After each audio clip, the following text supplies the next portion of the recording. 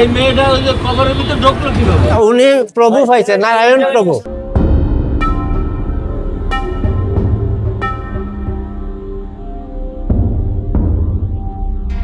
আমার মেয়ে যেদিন উঠবো এদিন আপনারা সবাই কইব, পঞ্চায়েতরে কইব, আমার সেবা দিতে হইব, আমার এই লুট দিতে হইব, কীর্তন দিতে হইব।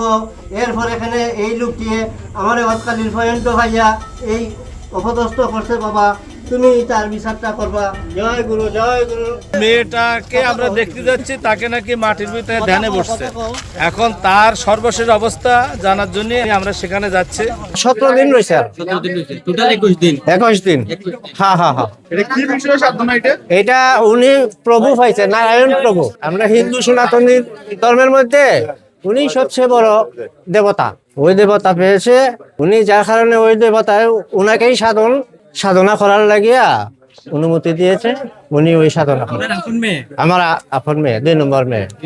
আমার এই মেয়ে 30,000 টাকা বেতনের চাকরি করতো ঢাকা শহরে। কিসের চাকরি? গার্মেন্টস এর অপারেটর আছিল। আমার ফ্যামিলি এখনো সেখানে আছে। এখান থেকে বরদান পেয়ে চলে। হ্যাঁ হ্যাঁ হ্যাঁ হ্যাঁ হ্যাঁ। আপনার নাম? আমার নাম অবনী চন্দ্র।